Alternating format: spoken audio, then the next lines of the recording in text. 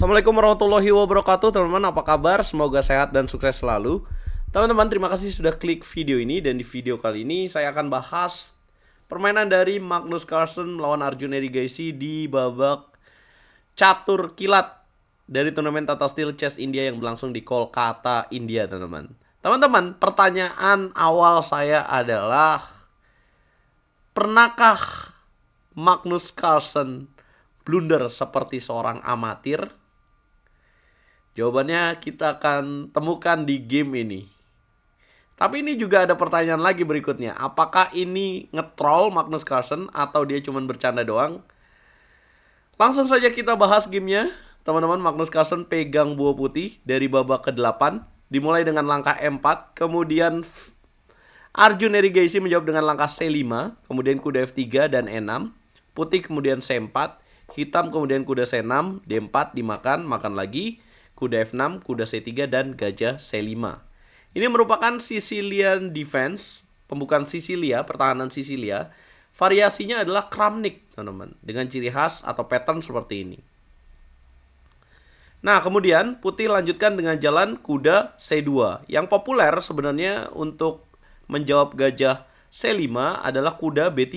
Nah, tapi Magnus nggak tahu nih, mungkin dia pengen bermain liar ya, atau dia bermain tidak lazim dengan kuda ke petak C2.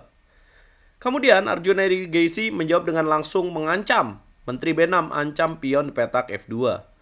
Magnus menjaga dengan langkah Menteri D2. Dan kemudian Arjun Erigaisi kuda G4.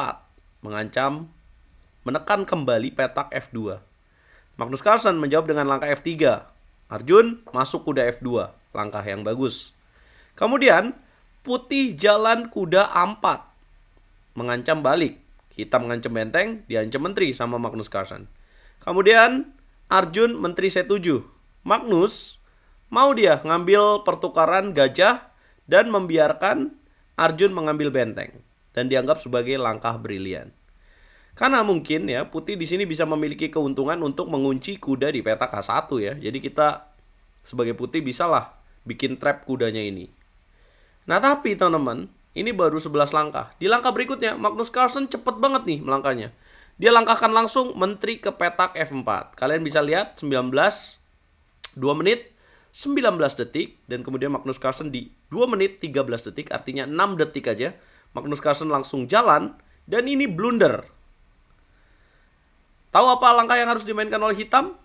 Nah, di sini Arjun Erigaisi sabar. Dia melihat mungkin ada langkah yang salah. Dan Arjun Erigaisi menemukan langkah yang tepat. Coba kalian pause guys dan tebak langkah terbaiknya. Yes, ada langkah menteri ke petak A5. Boom. Coba berapa detik yang dia habiskan, teman-teman? Menteri ke petak A5. Fork, skak, dan dapatkan kuda.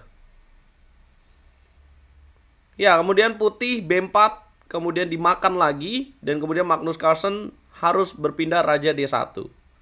Dugaan saya nih, prediksi saya, mungkin Magnus Carlsen menjalankan langkah menteri F4 cepat, sudah menghitung bahwa ketika menteri A5, ketika akan dimainkan B4, kemudian ada langkah gajah D2, memberikan pin. Tapi yang Magnus Carlsen lupa di sini, bahwa kuda pukul kuda ini akan berbunyi skak dulu. Jadi putih akan rugi. Nggak tahu apa yang lagi dipikirin sama Magnus Carlsen ya. Ya, tapi mungkin dia lagi nggak tahu lah tadi pertanyaan di awal tadi guys. Akhirnya kuda makan pion B4, putih terpaksa raja D1, hitam kemudian kuda F2 dulu skak, kemudian putih raja C2, hitam kuda C2 mengancam benteng dan ada ancaman skak mat, menteri E1, putih harus mainkan langkah gajah E3, kemudian makan benteng, kemudian putih menteri E5. Magnus Carlsen nggak mau ngambil kudanya, sama aja ya jawabannya kuda C2. Kemudian menteri A2 skak. Di sini putih coba ngancem ya. Skak dulu dan kemudian putih mainin langkah gajah D2, hitam kemudian F6, putih menteri D6, kemudian B6, kuda makan pion E6 dan menteri makan pion C4. Magnus Carlsen menyerah 20 langkah. Ya sebenarnya semenjak menteri A5 udah dikatakan menyerah ya, teman-teman. Apa yang terjadi dengan Magnus Carlsen, teman-teman? Bisakah kalian prediksi apa yang sedang terjadi? Nah, kalau kita bahas lagi ya, teman-teman. Jadi kesalahannya seharusnya jangan menteri F4. Langkah terbaiknya di sini adalah putih bermain dengan langkah F4. Kemudian mungkin hitam akan lanjutkan dengan rokade dan putih lanjutkan dengan gajah E2. Ya, pengembangan buah. Tapi tujuan akhirnya nanti ingin mendapatkan kuda di petak H1 yang nggak bisa keluar ini. Nah, kemudian setelah menteri F4, ada nggak sih langkah penyelamatan? Kayak misalkan di sini kalau misalkan nggak main B4, gimana tuh kalau misalkan gajah D2 aja coba. Nah, maka menteri C5 sudah mendapatkan perwira lagi dan akan unggul untuk pemain hitam. B4 makan, kemudian raja D1, kemudian kuda F2, raja E2 makan. Di sini ancamannya adalah checkmate, ngancem benteng, ngancem kuda. Jadi banyak banget. Ya, jadi kalau misalkan dia kuda B3, ini ada checkmate guys, menteri S1. Nah, kalau misalkan tadi dia di sini ya gajah 3 langkah terbaik ya, kemudian dia makan, Magnus Carlsen makan. Nah, maka hitam kemungkinan akan lanjutkan dengan kuda C2, kuda ke petak C2, sorry. Kita hitung perwiranya 1, 2, 3, 4, dan 5. Sementara putih 4. Tetap kalah perwira guys. Tetap sulit ya buat pemain putih. Dan akhirnya Magnus Carlsen menyerah. Dan di game berikutnya dia juga hampir kalah melawan Vidit Santos Gujarati dengan permainan yang sangat liar. Untung akhirnya jadi remis. Tidak setajam dari Arjun Erigaisi. Nah, menteri E5 tadi, menteri A2 ya udah nggak ada jawaban ya. Kalau misalkan raja ke petak E1, ini tinggal rokade doang juga udah kalah guys. Nah, kalau dalam partainya kan di sini gajah D2, kemudian F6, menteri D6, kemudian B6. Ini kemudian kuda E6. Ini juga kalau nggak hati-hati ya, let's say dia makan E6, sebenarnya bahaya nggak sih kalau Arjun makan? Nah, kemungkinan kalau menteri C6 juga sebenarnya menang-menang aja, masih menang buat hitam ya. Karena kalau menteri C7 ditutup lagi gitu.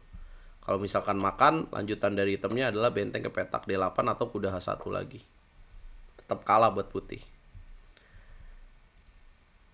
Nah, pertanyaan saya kan tadi ada dua nih. Ini sengaja atau Magnus nge-troll? Karena kalau kita lihat klasemennya, memang setelah hari pertama dengan total 9 babak, rencananya kan babak catur kilat ini akan berlangsung 2 kali teman-teman, yaitu 18 babak. Mereka akan bertemu 2 kali. Nah, Magnus Carlsen yang masih mimpin dengan 6,5 poin dari 9 babak.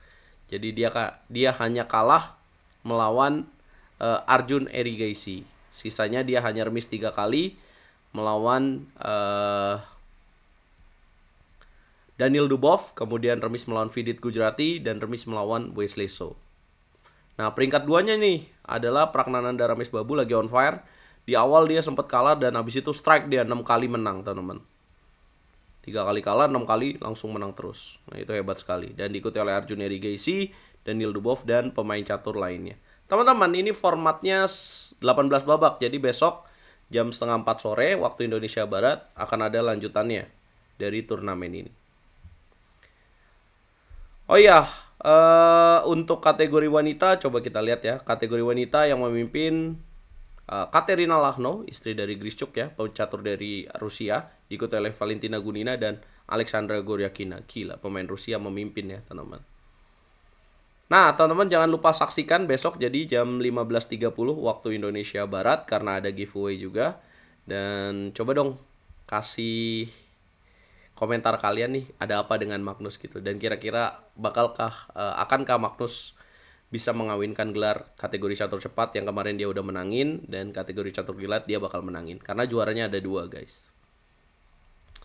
Dan kira-kira ya kalau kita ngebaca experience-nya ya, kenapa sih pemain bisa blunder seperti itu? Pasti ujungnya kan bilang ya Magnus juga manusia bang, dia god juga tapi manusia. Nah gitulah teman-teman.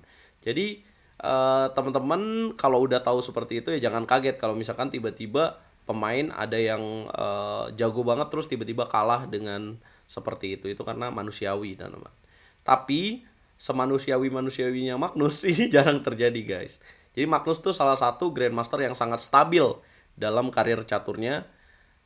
Maksud saya dia sering banget juara itu stabil banget, dari turnamen satu ke turnamen lainnya juara terus. Ini kenapa sih? Karena dia mampu menjaga stabilitasnya dia. Dan bahkan ada fakta unik ya, ternyata Magnus Carlsen tuh pernah memenangi turnamen tanpa persiapan. Jadi menjelang turnamen ini dia bukan persiapan, kalau grandmaster lainnya persiapan, dia mengandalkan intuisi dan kalkulasinya aja dia tetap jadi juara. Itulah istimewanya Magnus Carlsen, teman-teman.